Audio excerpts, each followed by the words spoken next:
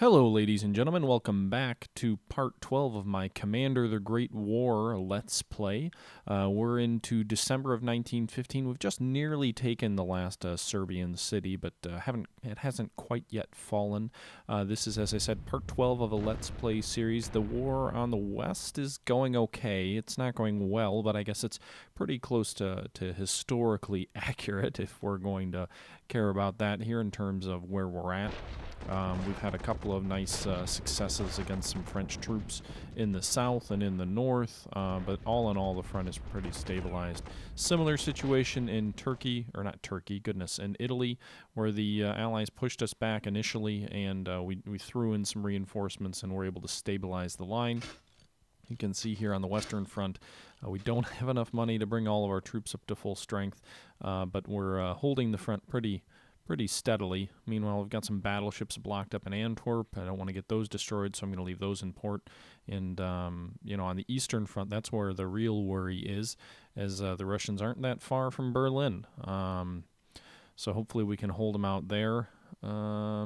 I know I'm in the middle of a turn right now. I'm still kind of negotiating over some previous recordings, if you will, or discussing over some previous recordings. This should be coming to an end by part 13. This and then the next episode are going to be the last ones that were from that huge glut of recording that I had that I basically talked over and then completely re-recorded over because I didn't like how the direction of the series was going. So that's something that'll be coming to an end. I'll have to get playing again, which I haven't been doing in a while, and yeah, we'll go from there. But still holding out against the Russians in the east. The Western Front is okay. The Italian Front is okay. The Serbian Front is going well and more or less over. And the Ottoman Front, which I haven't mentioned yet, is also going very, very well. The British have my battleships blocked in tight there at Antwerp, and they'll probably destroy that cruiser here next turn, as that's not in port and is very vulnerable. I really don't want them to destroy that battleship, though, because that would be a 30% national morale hit, which would bring us down to about 94%, which would make us, and we've already in bad enough shape as it is. You can see there we formed our own little salient there in the south, and the Allies are hitting us pretty hard there on the west front, so we may have to pull that unit back one. May have gotten a little over-aggressive on the offensive there. Italy, things are stabilized somewhat. We haven't totally locked them in along the border, but overall, things are going okay. You can see here in the Mediterranean, I still have a submarine that I keep forgetting to use. And then the British continue to launch attacks against that one unit of ours. The Russians have at least reinforced with a full army unit to starve Pole, something they hadn't done. I think that's the first full army unit we've seen in the Caucasus, and they've taken their time getting it down there. Probably a fresh infantry unit, if I had to guess. We've destroyed over 6 Russian garrison units and a couple of smaller garrison units in the Caucasus. So pretty heavy casualties to the Russians there, but they don't seem like they want to withdraw anything away from the Eastern Front, where they're having quite a bit of success against us. You can see there they've besieged and surrounded Przemysl, which is a fortress, which is now out of supply, so that will probably fall shortly. And continuing to launch attacks on our right flank there. There's a gap between our forces near Leipzig and our forces along the Stettin line, where Berlin is pretty isolated there, as they just destroyed that army unit. So the Red Army continues to wear me down. We've already lost Krakow, and Berlin is in serious danger. Yeah, I keep hoping that the Russians will divert significant resources to the Caucasus away from the Eastern Front, but so far that doesn't seem likely. Not with the way things are going. Anyway, let's see. Just gotta wait for them to destroy that cruiser, like I said they would, and yeah. So the Austrians have quite a few troops that are badly damaged as well in Serbia. So while we are about to reduce Serbia, it's not like we're going to get a whole bunch of fresh troops. They're all going to need reinforcements. You can see there we got to notice that our economic deterioration is continuing. Our production is down to 85%. Quality has dropped to 8%. And that's, again, because of the ongoing war. We're now into 1915, and we've taken quite a few casualties there. You can see our manpower pool is starting to dry up. So, I'm not sure what we're going to do here. I could probably get my subs into the Atlantic and start kind of hitting British trade. It's not something I've been doing here. Russians have opened up a bigger gap toward Berlin now with the destruction of that army unit on our flank. And that's not good. So what do we do? I think we'll move that unit. You move it off to the right. See, that's what I don't get. Launching an attack with high-quality German troops against a Russian garrison unit, and you lose 2-0. You don't get anything. Then the Austrians launch attacks and succeed. That just bugs the hell out of me. I just lost, what was that, 2 or 4 units out of that full-size infantry unit? I mean, come on. Anyway, so I closed the gap there a bit by repositioning some Austrian troops. And kind of my hope was to launch an attack along the northern coast and maybe destroy that Russian unit. It was highly disorganized and yet somehow still inflicted 1-to-1 casualties. The Russians just are... I shouldn't complain too much because this is recording quite a while ago, and there have been, I believe, a few patches that might have rebalanced things a bit. That's something you should get right the first time, in my opinion, but whatever. And I'm not saying the Russians weren't good fighters either. Please, I don't need to get trolled about that. I realize they were, but if you compare them on a 1-to-1 basis, they would not fight all that well against an equal number of Germans. I don't think it's the soldiers' fault. It was probably the officers' fault, but whatever. Okay, so the enemy has been destroyed. Serbia is gone. There we go. So we just freed up these troops to rail them north. Unfortunately, because Premzel's under siege, that means the enemy's probably going to be launching an offensive into the heart of Austria, so these troops aren't really going to be the saviors that I hoped to the other fronts, because they're going to be needed on a brand new front, which is about to erupt once Premzel falls. I'll have to try and reinforce them and get them up to strength, though, because that is, as it is right now, they're under strength. So you can see here trying to relocate some forces. Maybe, I don't know if that was probably a waste of industrial points to reinforce the guys in Premzel. They're probably going to fall next turn anyway, no matter what we do. That battleship is free to escape now, so we'll pull them out of Antwerp now that the British fleet is pulled back a bit. Meanwhile, on the western front, I've got this. I was hoping to create a salient there on the south, maybe destroy that French unit, but they kind of beat me to the punch, and doesn't look like... I can't really pull them out. They're kind of stuck there. I can shift them with that other unit. Again, losing more men in the attack than we're inflicting on the enemy. Frustrating. It's almost like a mini Verdun in the south. The enemy's caught almost 3 ways between them. We got some reinforcement industry, though. We did get a transport that came into port, so that's good. Western front is almost to full strength, so that's real good, as Russians won't die. Hey, we destroyed a Russian submarine. Huzzah! Naval victory. Yay. Apparently I can't destroy a Russian or a British submarine, though. And we got another transport there that should bring some more industry next turn. Those fronts look okay. Can't really redeploy them, so I guess we'll go ahead and... Did we already move on the Caucasus? I don't think we did. Okay. So we're advancing on Stavropol and Krakodawa, or however you pronounce that city name. I don't want to attack the Russian heavy unit head-on, so I think my goal is going to be to surround them. You know, 1-to-1, the Turkish army probably isn't as well equipped as the Russian army, or, you know, at least historically they didn't fare too well. But we've got so many more units than the enemy. What we can do is we can just move up and around them, surround them, and then once their supply is cut off, at that point we can destroy them pretty easily. See, this is the thing, is if the Russians are going to deploy troops against us, they're going to need to, and I'm going to maybe swing this cavalry around them to try and cut them off maybe. But if the Russians are going to try and, you know, reinforce the Caucasus, they're going to need to do it on not a 1-to-1 basis, but they're going to need to get at least enough units to prevent us from being able to just easily move around and surround and destroy them, which as of right now they have not done. So that's good for us. Meanwhile, in the desert, I'll go ahead and reinforce these guys, let them dig in.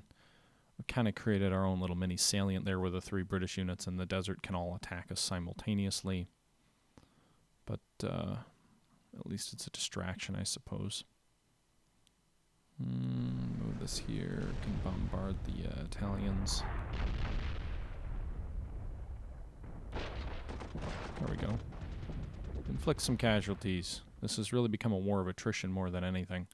Now, the good thing is because we haven't been sinking merchant ships in the Atlantic, I don't think the Americans are as likely to come into the war against us because we really haven't done anything that ticks them off. And the United States, I do not believe, is hard-coded to come into the game. Most of the historical players are.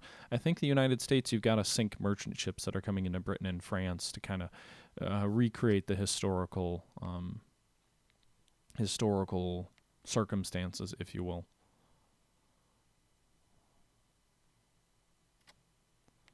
But as it is, we don't really... I guess we got enough for a garrison. We need those badly, so I guess I can call them in. The one thing I will say about this game, casualties, the enemy just keeps coming at you and coming at you and coming at you. Casualties become so hard, it's hard to really build up any kind of realistic force to respond to the enemy movements with, you know, anything but the weapons you start the war with, which is frustrating. Anyway, so we're about to get into 1916 here. We're at the end of December. I think we've got one more turn in December. Turn 40, we're a little bit more than a third of the way through the game in terms of the turns that you can play. And, yeah, the game has accurately modeled the futility, it seems, of... What are the British doing? The British Navy is just sailing in close to Germany's territory. And again, I forgot to use that submarine in the Mediterranean. Darn it. Alright, so the British Navy is sailing in close to the home fleet at Wilhelmshaven. I don't have enough money to reinforce that fleet after the damage it's taken. Would love to inflict another battleship loss on the British, though. Again, they hit 30 national morale points, and the war hasn't been going particularly well for the British. They lost a unit, I believe, in Italy. Lost a unit in Egypt. And haven't really done much of anything else good, so the war hasn't been too costly for them. It also hasn't been very, very good. They lost 2 full-size units in the Channel, if you remember way back when we daringly moved the fleet in and intercepted enemy transports. We destroyed 2 full-size infantry units there. So actually, yeah, the British have lost quite a bit of manpower in this war, just not on the front lines. More through their own incompetence. They might have landed a unit in... No, I think it was the French and the Italians who landed units in Serbia and lost those. So continue the advance in the Caucasus. You can see we're driving up to the right of Grozny. We've got a pincer moving up in that direction.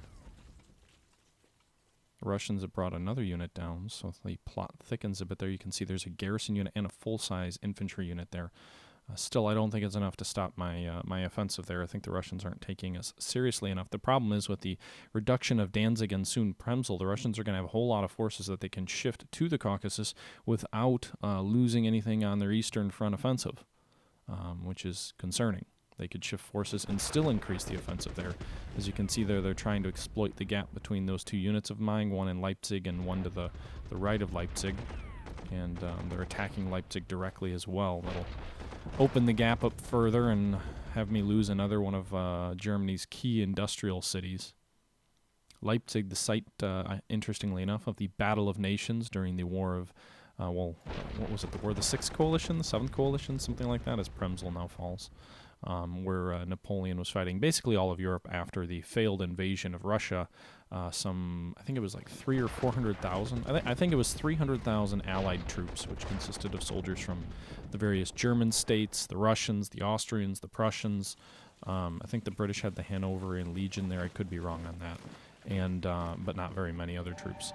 And the Swedes were there as well. Over 300,000 Allied troops engaged the French army, as well as some of their German legions who were fighting for them. Some of the German states were still allied to the French.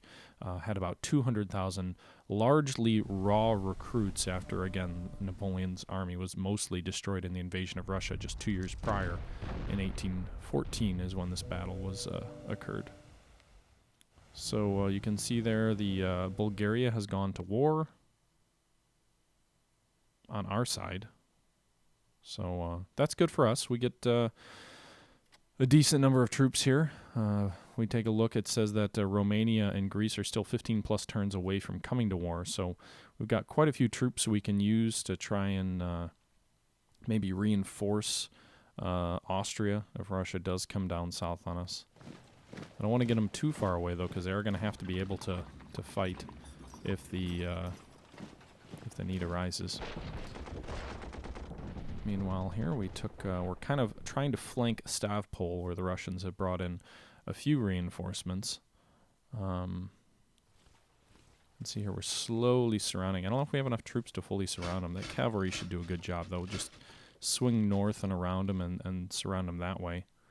Going to avoid launching frontal attacks again on the Russian troops, though. Again, don't see the need to exhaust our offensive with heavy casualties against frontal attacks. Meanwhile, we're moving the other forces of ours up to the right, to the east, along the eastern wing of the Caucasus to take another city, and we're moving toward Tsaristan, which is I guess a regional capital or an industrial center. So that's kind of, I guess, the main goal of this Caucasian offensive. Caucasian? Is that right? I don't know. Anyway, so back here to Austria, continuing to relocate troops from the Serbian front. Unfortunately, we don't have the rail capacity to do a whole bunch in one turn. Checking there again. Still a while till Romania comes to war with us, so we could move our troops out of the area. I'm going to start marching them, but I don't think that's necessarily the best idea. I should just move the cavalry and move one infantry at a time, but can't really do that anymore. You can see there the Romanians' capital of Bucharest is right on the border. We could go to war with them right away, get things out of the way.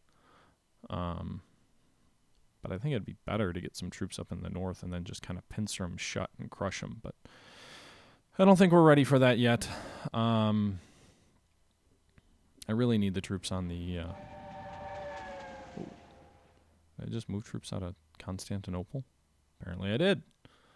Constantinople, Istanbul is Constantinople. As we're moving kind of a conglomerate of forces of Romanians, Austrians, and Turkish troops to face the oncoming Russian threat, which I'm sure will come before too long.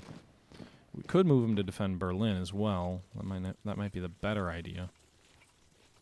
But we'll see as we're slowly moving out of Serbia. I don't know if I should leave some troops in the south there or not. I don't know if the game has any risk of rebellion or Serbian troops rising up against us as we continue to move troops in this direction here. You can see we're continuing to bombard the port city of Trieste, which we lost to the Italians there. We destroyed that Italian force there, which is great. The more we can attrit the enemy, the better. Italy's already lost, I think, 2 full-size infantry units, a couple of garrison units. So Italy's actually lost pretty heavily so far in this war. It's not been good to them. Meanwhile, the Western Front, there we go. We destroyed that French unit there, so that salient for us is now somewhat mitigated and eliminated, with the French losing another full-size unit. So kind of slowly picking off individual French units and destroying them is kind of my motto for success, but yeah, we'll have to pull this unit out of the front line. We do have reinforcements up in the north, so we can just kind of shift the whole front one down here. Move that full size unit in.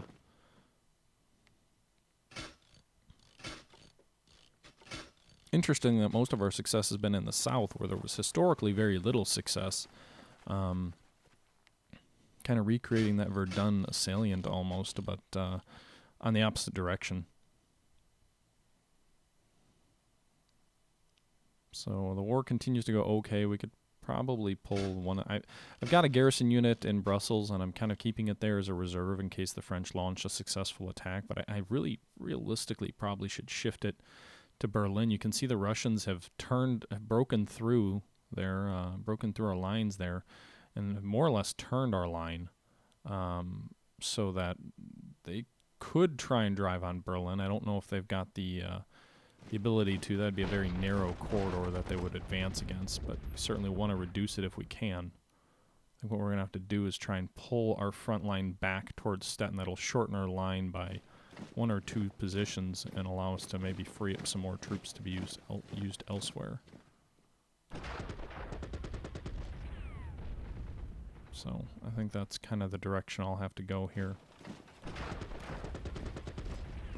Meanwhile, as we reduce this Russian garrison unit here, or severely attrit it, I want to attack it, but that'd be irresponsible. You can see how the Russians have broken through in southern Germany too. They had troops. They have spare troops. I'm sure they could just run through our entire country. We wouldn't have much to do with it, but I doubt they'll do that, especially in the winter. Anyway, here we're going to go ahead and apply some precious resources to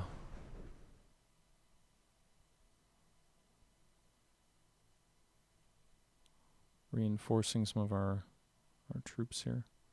You can see those little blue areas represent, you get a bonus for fighting at sea in a certain proximity to your land. So, see here, this battleship has a +5 advantage. Oh yeah, the destruction of a whole battle fleet demoralized the nation. Yeah, that was weird. Anyway, so we destroyed another British battleship. I believe we destroyed one earlier in the war, so I could be wrong on that. I'm pretty certain we did. So the British battle fleet is got to be getting close to our size. I wonder if those 2 battleships that they have out front there are their only 2 remaining battleships, which would pretty much give us naval parity with the British Empire. And if they want to keep moving into our coastal regions, then that's going to be probably not a wise move for the British Navy, who the AI has used fairly aggressively, which I'm glad to see, but maybe too aggressively. You know, it's nice to see them doing some things, but perhaps not as much as they are would be more accurate. But anyway, another British battle fleet destroyed to the betterment of the German Reich.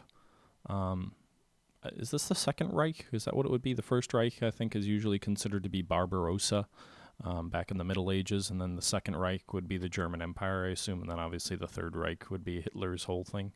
But yeah. So things are going splendidly if we ignore the fact that the Russians are on Berlin's doorstep. Sure, that'd be a terrible morale blow to lose Berlin. But the Russians are also ignoring the Caucasus at their own peril. You know, if this was the age of oil, it would matter. Ooh, I don't want to declare war on Persia. I could. I could probably conquer Persia, I would assume. I don't really have the resources in that area to do so. Do we want to attack the British? Do we want to open up that front? Probably not the wisest thing, but I did it. I did it anyway. Screw wisdom, right?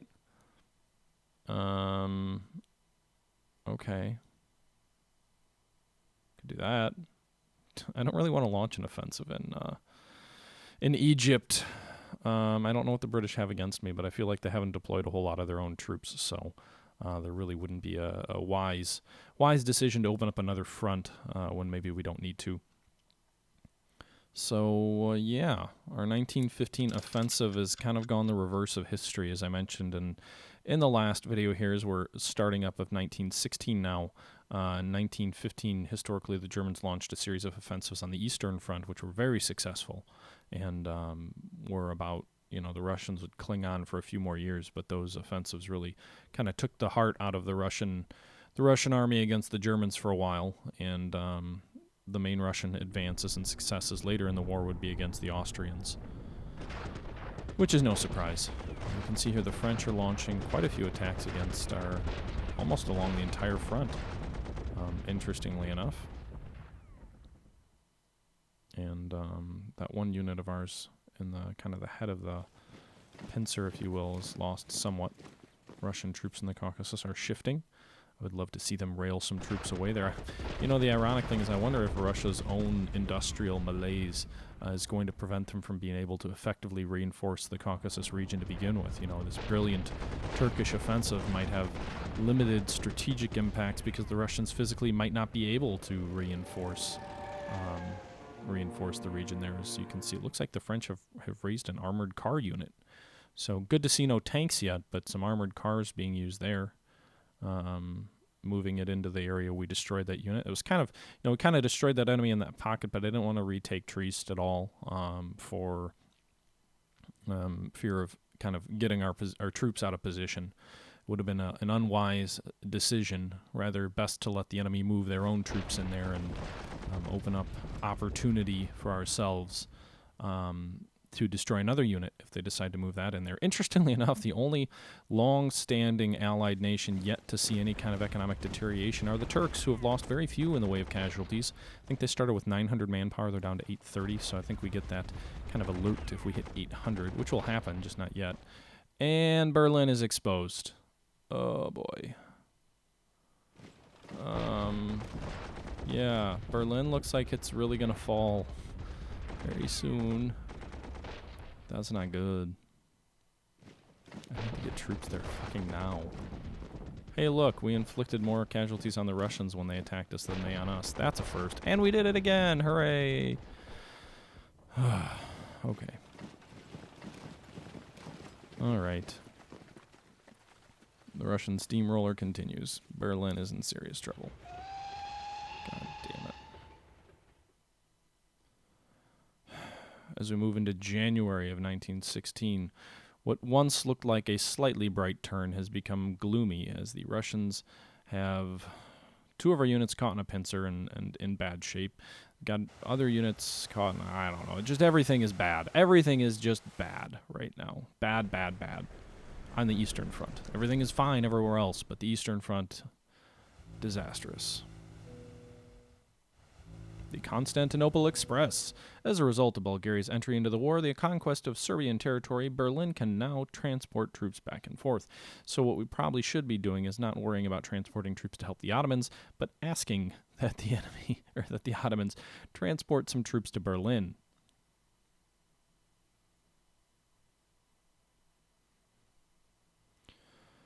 I don't know what to do.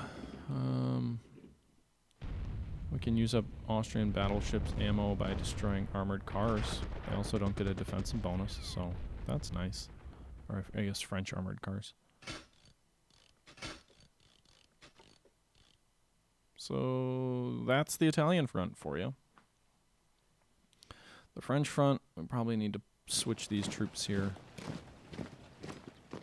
And maybe move the artillery a bit? I don't know. We don't really have, we've got some money to reinforce our troops. I don't know if we should be doing this. Reinforce the troops that badly need it.